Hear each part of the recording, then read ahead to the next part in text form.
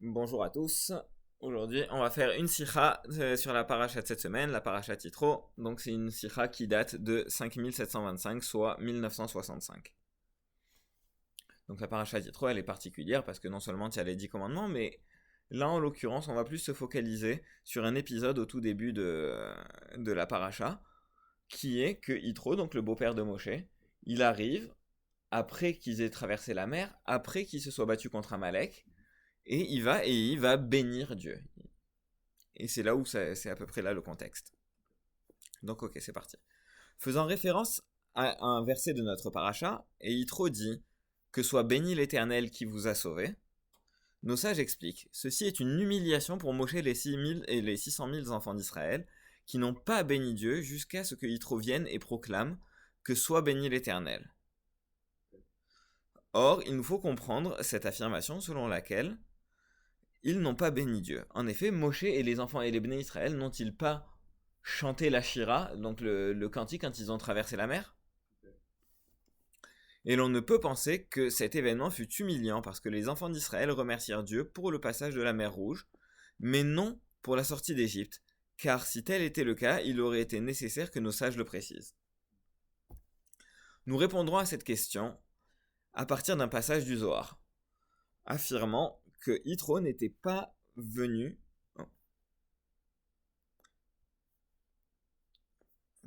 que Yitro n'était pas venu rendre grâce à l'Éternel, la Torah que tant que Yitro n'était pas venu rendre grâce à l'Éternel, la Torah ne pouvait pas être donnée à Israël. Donc il fallait attendre que Yitro y vienne pour bénir Dieu, pour qu'on soit prêt pour recevoir la Torah. Lorsque celui-ci arriva et proclama que soit béni l'Éternel qui vous a sauvé, maintenant je sais que l'Éternel est plus grand que tous les dieux. C'est ce qu'il a dit, ses mots. Grâce à cette annonce, Sorry to bother you. mhm, Est-ce que tu peux like flick to the next page? lorsque celui-ci arriva et proclama que soit béni l'Éternel qui vous a sauvé, maintenant je sais que l'Éternel est le plus grand est plus grand que tous les dieux. Grâce à cette annonce, l'honneur de Dieu se révéla là-haut et ici-bas. Par la suite, la Torah put être donnée de façon parfaite. Tout ceci semble difficile à comprendre. La grande sainteté de Moshe et d'Aaron, des 600 000 béné Israël, acquise bien avant l'arrivée de Yitro, n'était-elle pas suffisante pour que la Torah leur soit donnée? Comment n'en eurent-ils le mérite qu'après que Yitro ait exprimé sa gratitude envers Dieu et qu'il ait dit comme quoi béni soit l'Éternel? Nous comprendrons tout cela en formulant au préalable une autre question. Il est dit au début de la paracha, et Yitro, prêtre de Midian, beau-père de Moshe, entendit tout ce qu'avait fait et tout ce que Dieu avait fait. C'est comme ça qu'elle commence la paracha.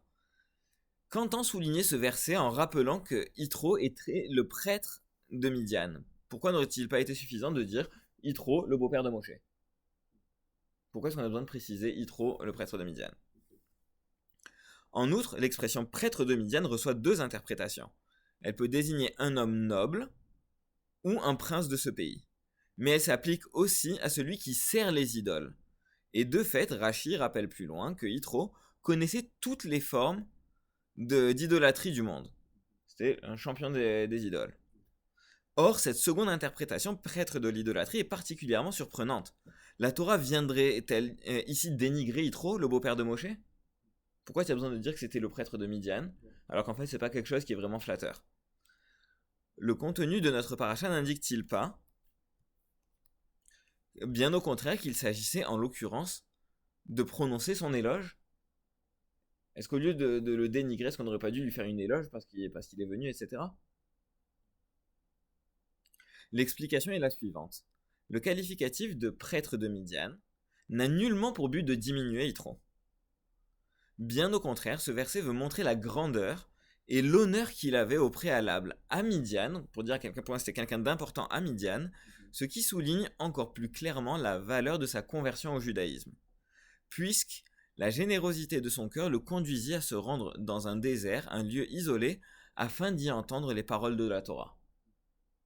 Donc, il était au top à Midian, mais c'est ce qui fait que c'est parce qu'il était au top que finalement, sa conversion elle a de la valeur. Ok.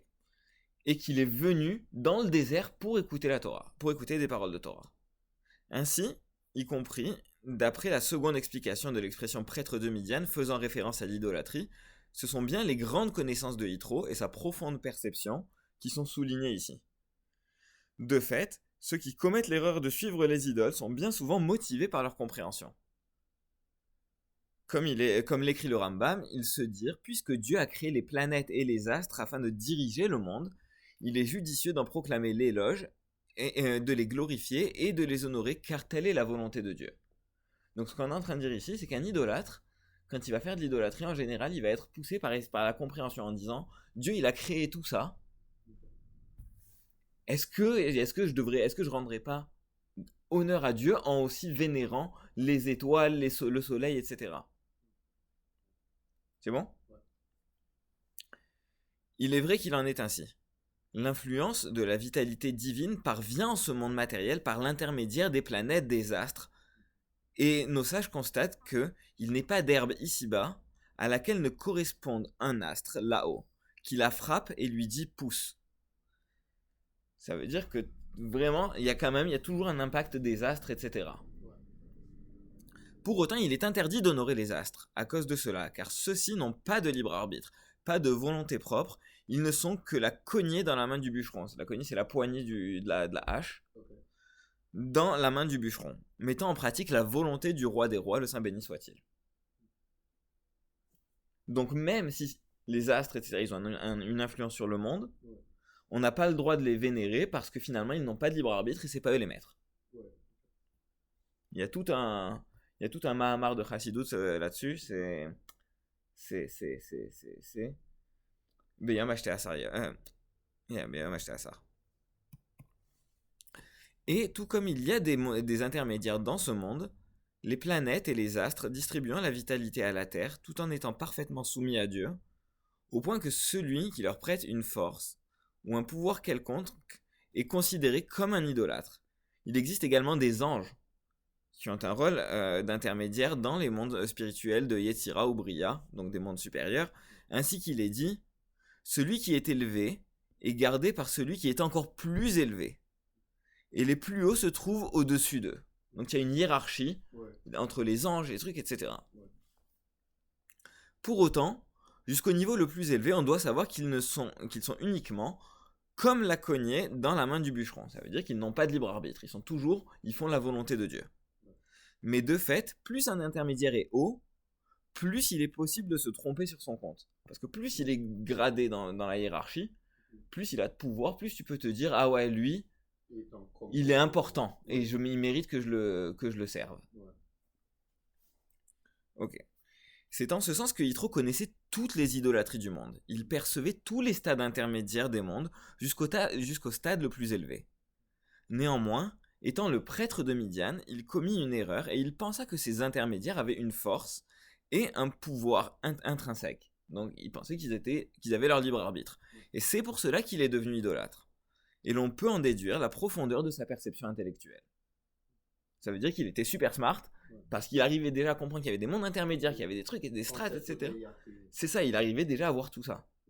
Mais il est pas allé voir jusqu'au bout, jusqu'à Dieu, et donc il s'est arrêté à des stades où il pensait que les autres avaient le libre arbitre.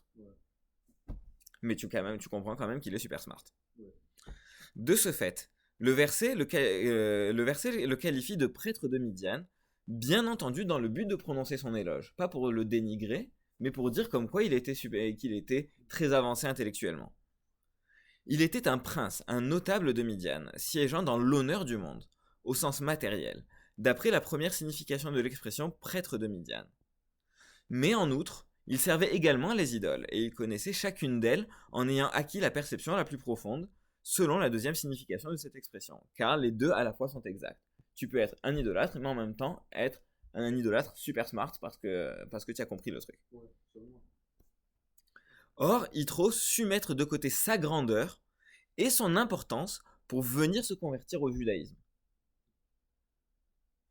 Donc ça te montre la beauté de la conversion de Yitro. Parce qu'il vient de loin. il était tout en haut et qu'il a réussi à avoir une humilité pour tout déconstruire, pour accepter la vérité et pour finalement se convertir et changer finalement tout son mode de vie. T'es tout fort. Ce qui est quand même admirable. Ouais. Si l'on admet que Yitro avait une perception profonde et d'immenses connaissances, on comprendra l'affirmation du Zohar selon laquelle la proclamation de cet homme, précisément, permit que la Torah soit donnée. Maintenant, on revient à la question de se dire pourquoi est-ce qu'on a dû attendre que ce type-là, il vienne et qu'il bénisse Dieu pour qu'on puisse recevoir la Torah. Mais c'est parce qu'il était un idolâtre, qu'il était super avancé, qu'il a fait tout ce travail de conversion, que dans ce cas-là, on pouvait recevoir la Torah. Le Zohar, commentant le verset, j'ai vu pour ma part la supériorité de la sagesse sur la sottise, qui est un verset de tome 3, à la page 47b, donc j'imagine c'est peut-être dans une... Ah non, c'est un verset de Qoéleth, pardon, excuse-moi. Dit que la supériorité de la sagesse du domaine de la sainteté émane précisément de la sottise, lorsque l'on transforme en bien la compréhension des forces du mal. Est-ce que tu me suis là-dessus ou pas? En gros, on est en train de dire que la sainteté, la Kedusha, elle provient justement, elle émane du fait qu'on a réussi, elle émane de la bêtise, des forces du mal, parce qu'on a réussi à transformer les forces du mal, et c'est ces forces du mal transformées qui amènent à ce niveau de sainteté. Okay. Tu comprends? Il y a tout aussi il y a une bonne partie de Bati Legani, le Mahamar qu'on discutait, qui parle de ça. Okay. Ce que désigne ici la sottise. Donc les forces du mal, c'est la sottise. Ainsi, Yitro, profondément versé dans les sciences du mal, vint apprendre la Torah et il proclama alors que l'Éternel est plus grand que tous les dieux. Selon le commentaire de Rashi, précédemment cité. De la sorte, il transforma la compréhension des forces du mal et il l'intégra à la sagesse du domaine de la sainteté. Donc il a fait ce travail de transformation, de subjugation et transformation. Dès lors, cette sottise lui insuffla une lumière accrue. Telle était donc la valeur de la proclamation de Yitro. C'est lui, en effet, qui renforça la lumière pour le compte de la sagesse, émanant de la sainteté. Il a rajouté de la sainteté parce qu'il avait tellement un paquet de forces du mal, vu qu'il avait un magie, mais quand il a transformé, il a créé un paquet de forces du bien. Et c'est pour ça qu'on a pu recevoir la Torah. Il put ainsi obtenir que la Torah, sagesse de Dieu, soit donnée ici-bas, tout en provenant d'un stade particulièrement élevé. Ok. Néanmoins, on sait qu'une préparation doit être adaptée à l'action à laquelle elle se rapporte, ce qui conduit à s'interroger pour ce qui fait l'objet de notre propos. Pourquoi la transformation de la perception, inspirée par les forces du mal, était-elle la préparation du don de la Torah? En gros, pourquoi tu avais besoin de cette histoire de transformation de force du mal pour avoir la Torah? Est-ce que Dieu il pourrait pas juste nous la donner sans se casser la tête là-dessus? Ouais, mais clairement, Yitro avait so much power avec who he was. Exactement. Donc il avait tellement de force dans son truc que ça a ramené toute une énergie positive. Ouais. Mais bon, maintenant on se pose la question, mais est-ce que Dieu il aurait pas pu le faire sans cette énergie, sans ce surplus d'énergie positive? Ouais, okay. L'explication est la suivante. Différents textes établissent qu'avant le don de la Torah, Hachem émit le décret suivant. Les cieux sont les cieux de l'Éternel, et la terre, il l'a donnée au Fils de l'homme. Et ça vient de Tehillim. Donc en gros, il y a une séparation entre le ciel et la terre. Ok? Puis, quand il voulut donner la Torah, il abrogea ce décret et il dit « Les êtres inférieurs s'élèveront vers les êtres supérieurs, et les êtres supérieurs descendront vers les êtres inférieurs. » Donc il a stoppé finalement cette distinction entre le ciel et la terre. Il a fait une unité. Donc ainsi, lors du don de la Torah, les dimensions du haut et du bas s'unirent. L'inférieur se hissa vers le supérieur, dont il devint partie intégrante. Et il en est de même, en quelque sorte, pour la transformation de la perception des forces du mal, qui est bien le stade le plus bas, afin de le hisser vers la sagesse céleste. Donc il y a cette unification du plus bas vers le plus haut. Il y eut donc bien là une préparation du don de la Torah. Une telle préparation au don de la Torah, avec la transformation de la perception émanant des forces du mal qu'elle accomplit, présente une qualité que n'a pas la traversée de la mer des gens, la mer Rouge, laquelle eut également pour effet de réunir les créatures célestes et terrestres, comme on le sait. Présente une qualité qui... Ouais. Donc en fait, on est en train de dire que la qualité d'Yitro, elle présente une force que l'ouverture de la mer n'avait pas. Ok? Différent. C'était si bas, son compréhension de les idoles et tout appartient à les plus bas qui a monté plus haut. Exactement, on va dire que lui, il a fait cette histoire de transformation du mal vers le bien. Tandis que, et alors qu'en fait, l'ouverture de la mer, ça a eu quelque chose, mais ça n'a pas eu une force aussi grande que ça. Parce que là, il va expliquer quelque chose sur l'ouverture de la mer.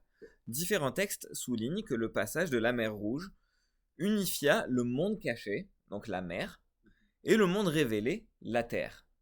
Ok, donc là aussi, il y a encore une unification entre deux trucs qui étaient séparés. Ceci se passa également des deux façons définies dans le Midrash, du haut vers le bas et du bas vers le haut.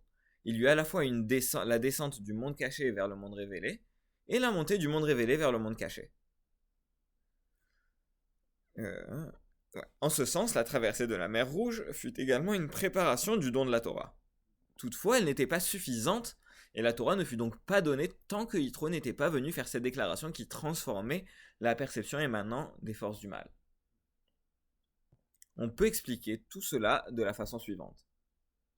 Lors du passage de la mer Rouge, l'unification entre les créatures célestes et terrestres se réalisa dans tous les mondes à la fois, depuis le stade le plus élevé jusqu'au stade le plus bas. Tu me suis là-dessus ? Ouais. Super. Néanmoins, elle ne concerna que les êtres terrestres susceptibles d'être intégrés au domaine de la sainteté.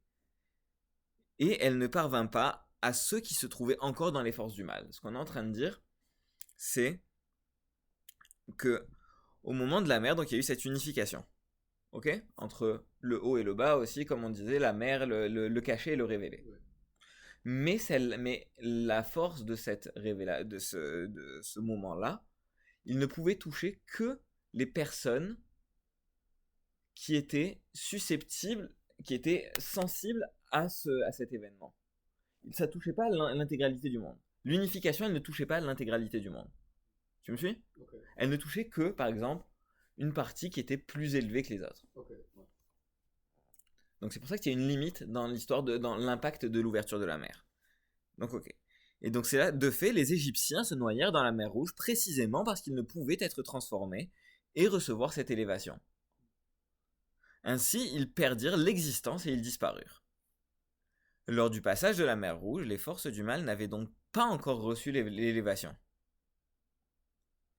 De ce fait, Amalek put venir et combattre les enfants d'Israël. Certes, la révélation de la traversée de la mer Rouge avait été obtenue en tous les stades de l'enchaînement des mondes, à la fois, y compris en ce monde matériel.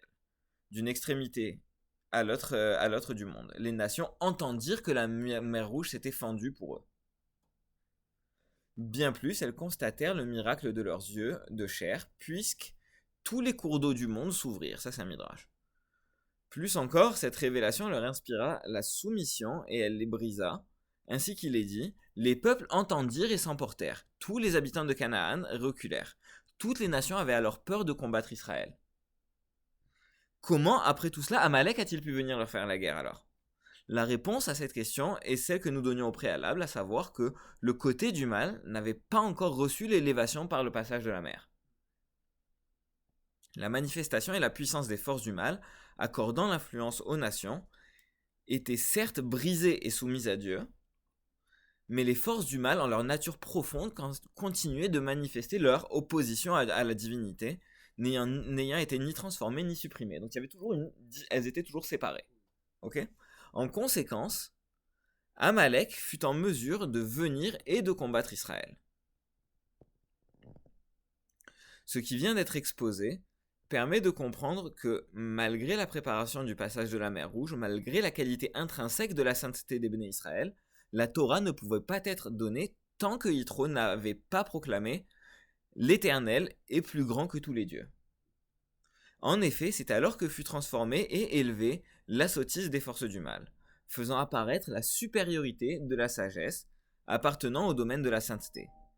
Et cette réunion du stade le plus bas au point le plus haut fut la préparation qui convenait pour le don de la Torah. Tu me suis?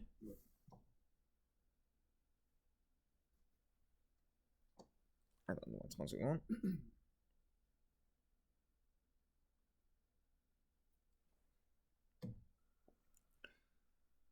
Ce qui vient d'être dit, il y a quelqu'un d'autre qui va venir. Donc juste, après tu lui feras un sommaire. Ok, prépare-toi. Ce qui vient d'être dit nous permettra de comprendre le vin de la Torah, donc la chassidoute, que l'on trouve dans ce commentaire de Rashi. Quelle est la nouvelle qu'il entendit et qui le décida à venir? La traversée de la mer Rouge et la guerre d'Amalek. On sait quelle question est posée à ce sujet. Yitro avait eu connaissance de tous les grands miracles de la sortie d'Égypte. Pourquoi décida-t-il de venir auprès d'Israël uniquement à cause du passage de la mer Rouge et de la guerre d'Amalek? Il avait déjà entendu les 10 plaies, il avait déjà entendu tout ce qui s'est passé en Égypte, mais ce qui l'a poussé à venir, c'est Amalek et l'ouverture de la mer. En outre, pourquoi Rashi parle-t-il de la guerre d'Amalek, mettant l'accent sur le combat d'Amalek plutôt que sur la victoire d'Israël? Ainsi, il aurait pu dire le salut d'Israël ou bien la chute d'Amalek. Pourquoi est-ce qu'il parle de guerre avec Amalek? Ce qui aurait mis en exergue l'importance de ce miracle. Le miracle exact. Le fait qu'on a gagné contre Amalek. Ouais. On peut répondre à cette question en fonction de ce qui a été exposé au préalable.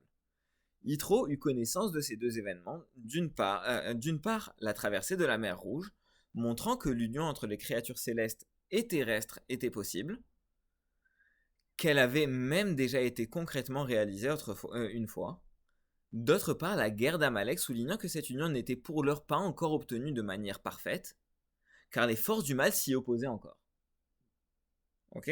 De ce fait, Yitro arriva et proclama la suprématie de Dieu afin de réparer et parfaire cette union en transformant et en affinant le côté du mal, qui n'était pas encore parvenu dans l'intégrité.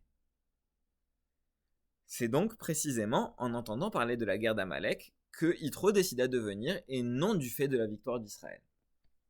Est-ce que tu saisis tout ça ou pas? Ok, je vais t'expliquer. Ouais. Simple. En gros, il y a eu deux moments qui ont eu un impact sur l'unification entre le haut et le bas. Ouais. Il y a eu l'ouverture de la mer, ouais, et il y a eu la bénédiction d'Yitro. Okay. Dans ce cas-là, on se pose la question, pourquoi tu as eu besoin de la bénédiction d'Yitro étant donné que tu avais eu l'ouverture de la mer? Ouais.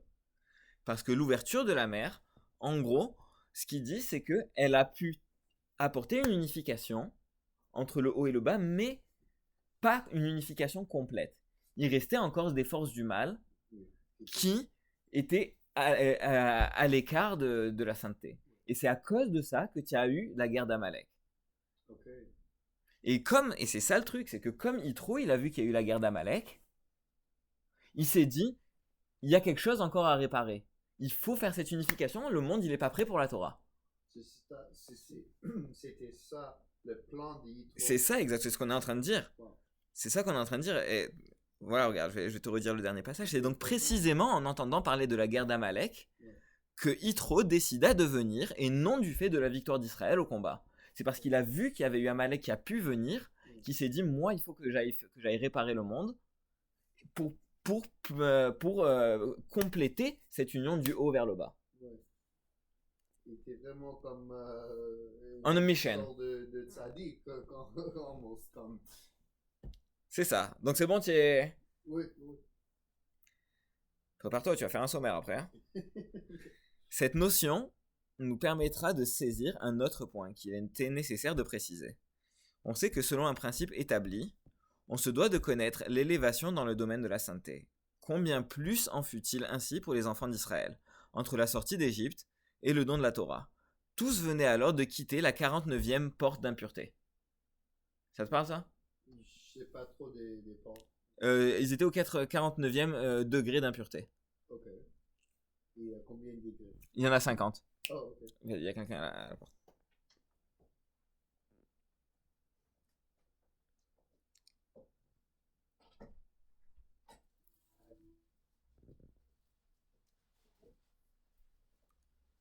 Ok, on va mettre en pause 30 secondes, au moins on va faire un sommaire et après au moins on continue.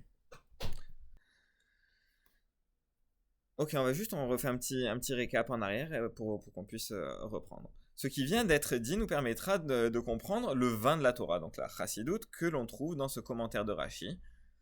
Quelle est la nouvelle qu'il entendit et qui le décida à venir? La traversée de la mer Rouge ou la guerre d'Amalek? Quand on dit il, c'est Yitro. On sait quelle question est posée à ce sujet. Yitro avait eu connaissance de tous les grands miracles de la sortie d'Égypte. Pourquoi décida-t-il de venir auprès d'Israël uniquement à cause du passage de la mer Rouge et de la guerre d'Amalek? En outre,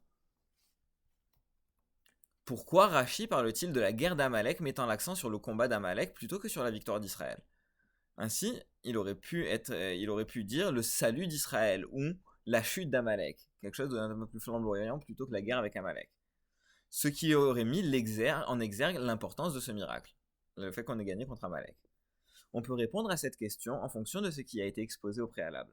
Yitro eut connaissance de ces deux événements. D'une part, la traversée de la mer Rouge, montrant que l'union entre les créatures célestes et terrestres était possible, mais pas encore complète, qu'elle avait même déjà été concrètement réalisée une fois avec l'ouverture de la mer. D'autre part, la guerre d'Amalek, soulignant que cette union n'était pour l'heure pas encore obtenue de manière parfaite, car les forces du mal s'y opposaient encore. De ce fait, Yitro arriva et il proclama la suprématie de Dieu afin de réparer et de parfaire cette union en transformant et en affinant le côté du mal qui n'était pas encore parvenu à l'intégrité. Parce qu'il a vu que finalement, comme il y a eu encore la guerre avec Amalek, il y avait encore quelque chose à rectifier, et c'est pour ça qu'il est venu pour ramener ces forces du mal et les ramener en force du bien. C'est donc précisément en entendant parler de la guerre d'Amalek que Yitro décida de venir, et non du fait de la victoire d'Israël au combat. Parce qu'en voyant que Amalek il est toujours là, il s'est dit il y a quelque chose à rectifier. Il s'en foutait de savoir qu'Israël ils ont gagné. Lui, ce qui était important, c'était de se dire il y a quelque chose à rectifier, je vais venir, je le rectifie, bye. Cette notion nous permettra de saisir un autre point qu'il était nécessaire de préciser. On sait que selon un principe établi, on se doit de connaître l'élévation dans le domaine de la sainteté. Combien plus en fut-il ainsi pour les enfants d'Israël, entre la sortie d'Égypte et le don de la Torah? C'est là où on va revenir. On sait que donc, tous venaient alors de quitter la 49e porte de l'impureté. En gros, tu as 50 niveaux de pureté et 50 niveaux d'impureté. Okay. Sachant que le 50e niveau d'impureté, tu peux pas revenir. Une fois que tu atteins ce niveau-là, alors tu peux plus y revenir. Les Bnei Israël, quand ils étaient en Égypte, ils étaient au 49e niveau d'impureté. Okay. Donc ils étaient et au moment de la Torah, ils étaient au 49e niveau de pureté. Okay. C'est pour ça que tu comptes le Homer. Pendant 49 jours, ça fait aussi référence à un truc parce que tous les jours, ils ont gagné 2 niveaux de pureté. Ils sont passés du 49e de l'un au 49e de l'autre. Okay. C'est pour ça qu'il y a 7 semaines, etc.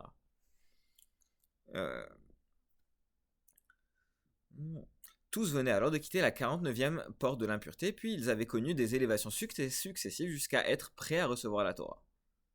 Note 36.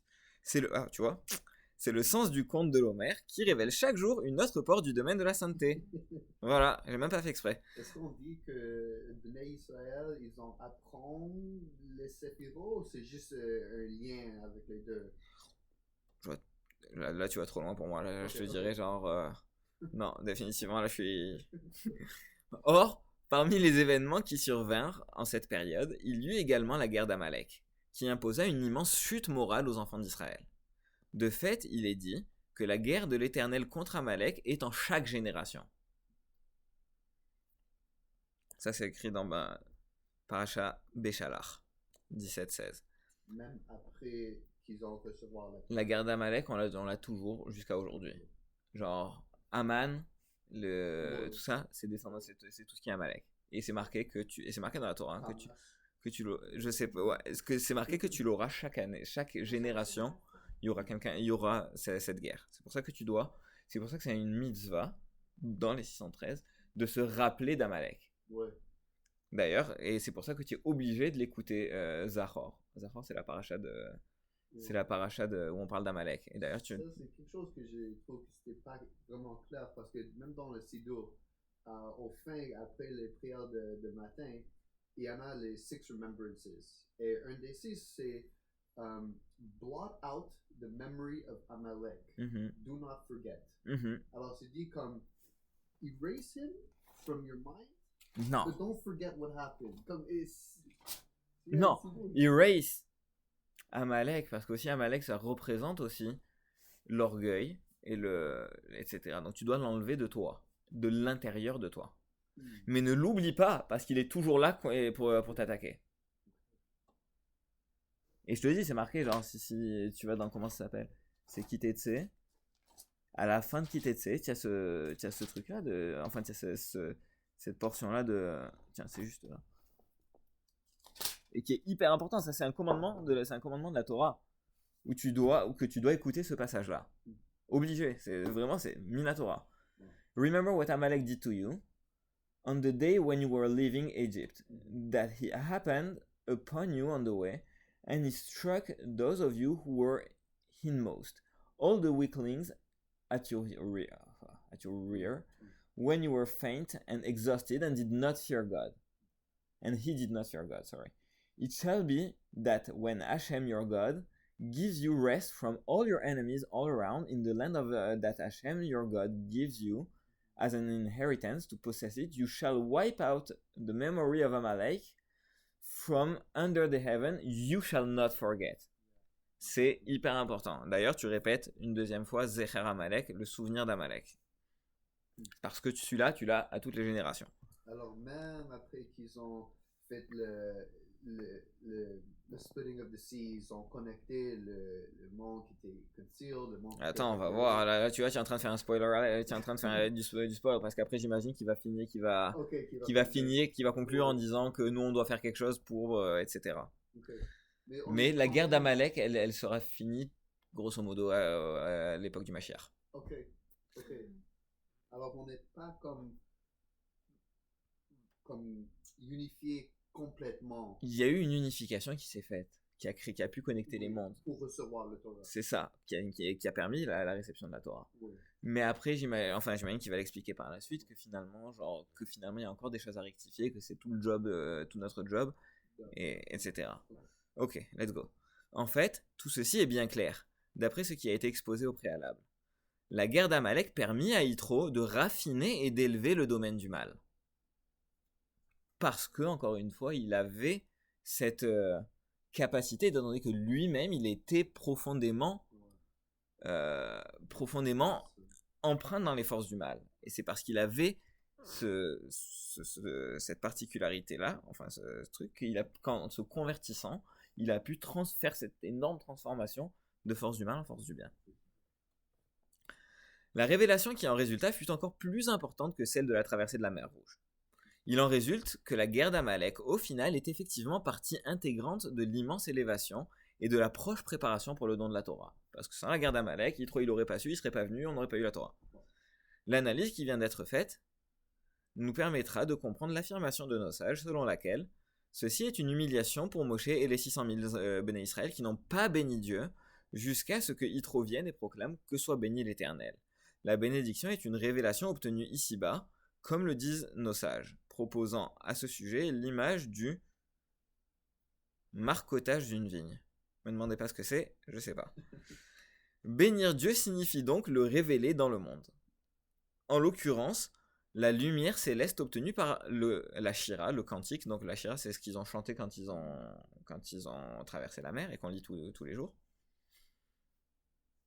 Vous êtes au courant qu'on lit tous les jours? Non. Non, pas ça, c'est Shira Shirim. La Shira, c'est Asia Shir Moshe. Et en plus, le Shabbat, c'est Shabbat Shira.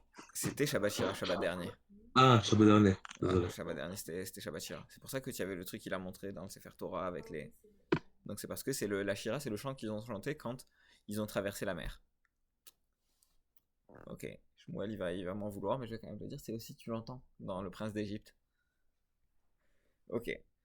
En l'occurrence, la lumière céleste obtenue par la Shira et le service de Moshe et des 600 000 Béné Israël, malgré leur élévation incontestable, ne permirent pas d'obtenir cette révélation ici-bas. Que soit béni l'Éternel, d'entre tous les dieux, jusqu'au point le plus bas. En effet, leurs efforts n'avaient pas transformé le domaine du mal, comme c'est le cas pour les justes. Puis Yitro, vint et il bénit l'Éternel. Dès lors, grâce à sa déclaration, la révélation de la lumière la plus haute fut obtenue jusqu'au point le plus bas. La Torah fut donnée, l'union entre les créatures célestes et terrestres fut réalisée. Juste, j'aimerais revenir sur un point parce qu'il dit « En effet, leurs efforts n'avaient pas transformé le domaine du mal, comme c'est le cas pour les justes. » je sais pas si vous connaissez ce truc qui dit que là où il y a un tzaddik qui se tient, là où il y a un convert ou un Baal Tshuva qui se tient, un tzaddik ne peut pas se tenir. Ouais, j'ai entendu. Et ben c'est ce qu'il est en train de dire ici, parce qu'il est en train de dire, en effet, leurs efforts, donc les efforts des bénis Israël, n'avaient pas transformé le domaine du mal, comme c'est le cas pour les justes. Parce qu'un tzaddik ne transforme pas le domaine du mal, vu qu'il n'est pas dedans. C'est toujours ça. Mais les béné Israël, ils peuvent être considérés comme des béné Tchouva. Parce que ils ont vécu en Égypte et ils étaient exposés à Je l'idolâtrie, suis 100 fois d'accord avec toi. etc. Je suis 100 fois d'accord avec toi là-dessus. Mais ce qui est bizarre, c'est qu'ici, mais en même temps, c'est pas comme s'ils. Enfin, elle a dit, je te dirais en tout cas, moi c'est juste mon interprétation, parce qu'ici, vraiment, il les compare à des tzadikim. Mais à la différence d'Yitro, eux, ils étaient relativement, entre guillemets, passifs. Ils ont suivi la mer, ils ont chanté, etc. Yitro, il s'est levé l'âme, il est venu, il est parti de son truc, il est venu dans le désert pour ça. Donc il a eu vraiment un travail actif. Les autres, ils ont suivi Moshe. Il y avait Moshe qui était le leader, qui a permis cette élévation. Mais Yitro, c'est venu de lui-même qu'il a pu. Mais je suis d'accord avec toi. Moi aussi, j'aurais pu le voir comme les Béné Israël aussi étaient des Baal Tshuva. Je suis d'accord. Allez, Tshuva. Ok. Il découle de tout cela un enseignement pour le service de Dieu de chacun. Le don de la Torah doit être quotidien. Et, du reste, il l'est effectivement. D'ailleurs, le texte de la bénédiction récité à son propos dit bien qui donne la Torah. C'est celle que tu lis tous les matins aussi, que tu lis quand tu montes à la Torah. Qui donne la Torah. Au présent, on ne dit pas qui a donné la Torah. On te dit qui donne à noten la Torah. Ouais. Qui donne la Torah, qui continue à la donner aujourd'hui. Et l'on se prépare à la recevoir en mettant en pratique le précepte en toutes les voies reconnais-le, qui est une phrase de Michelet. En se liant et en s'unifiant à Dieu jusqu'à le reconnaître, non seulement dans les domaines de la sainteté, mais aussi en toutes tes voies, dans les actes permis, et pas uniquement en ceux qui se trouvent à proximité de la sainteté, mais aussi en des accomplissements qui en sont éloignés, comme la guerre menée contre Amalek, qui en elle-même, par ses conséquences, prépara le don de la Torah. C'est assez fort ce qu'il est en train de dire ici. Hein. Parce qu'il est en train de dire, alors tu te rapproches de Dieu, etc. Tu dois reconnaître Dieu, non, pas uniquement quand tu vas étudier ou quand tu vas faire une mitzvah, etc. Mais dans tout ce que tu fais, tu dois reconnaître Dieu. Ce qui est quand même assez... Parce que tu aurais pu penser, ok, qu'il est en train de dire, parce qu'il dit, comme la guerre menée contre Amalek. La guerre menée contre Amalek, c'était pas un acte saint, entre guillemets, mais en même temps, tu as reconnu qu'il y avait Dieu à l'intérieur. Et qu'il y avait besoin de ça pour préparer au don de la Torah. Mais avant cela, est nécessaire l'effort équivalent au passage de la mer Rouge dans le domaine de la sainteté, comme on l'a dit, car celui-ci apporte la force et le moyen de lutter contre Amalek, de transformer les actes permis, de faire en sorte que, quote, ma prière est prononcée à proximité de mon lit. Je ne sais pas où c'est écrit. Puis l'on se rend de la synagogue à la maison d'études et à l'issue de tout cela, on adopte les comportements du monde. Ça veut dire qu'on rentre dans le monde. Même quand tu sors de la synagogue, tu vas quand même, mais que tu rentres dans le monde, tu es habillé dans des vêtements du monde, mais tu dois voir toujours la sainteté. Un homme se doit chaque jour d'adopter l'organisation suivante. Le début de son service de Dieu, dès le réveil, est une manifestation globale de sa soumission à Dieu, émanant de son âme. Modéani, je te rends grâce. Donc dès le réveil, c'est la première chose que tu fais. Par la suite, il doit prier et étudier la Torah, en se maintenant alors dans le domaine de la sainteté. C'est uniquement après cela qu'il prendra le repas du matin. Parce que normalement, tu n'es pas censé manger avant d'avoir prié. Mais tu en as droit à du l'eau et du thé. C'est ça, mais c'est pas manger. Oui, pas manger. Ouais. C'est pas le droit de manger un kazaï, tout ça, etc. S'il en a l'habitude, il pourra le consommer avant de se rendre à la maison d'études, afin de se renforcer pour le service du Créateur. En particulier pour étudier la Torah, activité qui n'a pas de limite, à la différence de la prière publique prononcée à la synagogue. Puis il se dirigera vers les activités permises. Dans un premier temps, il est donc nécessaire de révéler la lumière de son âme par la prière et la Torah, et l'étude de la Torah, puis d'introduire cette lumière de la sainteté également dans les domaines matériels. On est bon? Ce qui vient d'être défini est l'organisation qui convient au plus grand nombre, et de fait, la Torah prend en compte le caractère majoritaire. Tout au long de la journée, chaque fois que l'on disposera d'un instant de libre, on étudiera la Torah. Bien plus, on fera de cette étude un élément essentiel, car elle peut toujours être développée, qualitativement et quantitativement, plutôt que de rester fixée une fois pour toutes chaque jour. En gros, si tu as la possibilité de dépasser ou d'approfondir, etc., vas-y, c'est encore mieux. Mais en plus de cette organisation générale, il existe aussi de nombreuses catégories de comportements se rattachant à Issachar comme à Zevulun. Parce que, je sais pas si Issachar et Zevulun, il y en avait un qui étudiait pour le compte de l'autre et l'autre travaillait. Hein? Un priait et l'autre travaillait. C'est ça, exactement. Un priait et l'autre travaillait. Donc c'est ça, Issachar et Zevulun. Donc c'est pour ça, je crois qu'Issachar priait, Zevulun était marchand. Et chacun a son don, chacun a son don de la Torah personnelle au quotidien. Un chapitre le matin à la maison d'études, la Kedusha se trouvant à la fin de la prière. Le schéma Israël, non, excusez-moi. La Kedusha se trouvant à la fin de la prière, donc tu sais la Kedusha Nagdisha, ce qu'on lit dans la Hamida quand il y a la répétition. Ouais. Voilà. Le schéma Israël, la description du sacrifice perpétuel ou même la bénédiction des Kohanim qui suit les bénédictions du matin, avec les prières qui sont formulées dans ce texte. Servir Dieu, d'une de ces façons, est une préparation pour la révélation du don de la Torah, grâce auquel je suis l'Éternel devint ton Dieu, c'est-à-dire ta force et ta vitalité. C'est le premier commandement. Anochi Hashem Elokecha. Je suis l'Éternel, ton Dieu, ta force, ta vitalité. Donc en fait, le fait de servir Dieu, et dans le quotidien comme dans l'étude, etc., c'est une préparation pour cette réception de la Torah. Oh wow, je suis assez épaté parce qu'en l'occurrence, il n'a pas fini sur un truc du style Mashiach, etc. Donc en l'occurrence, c'est la fin.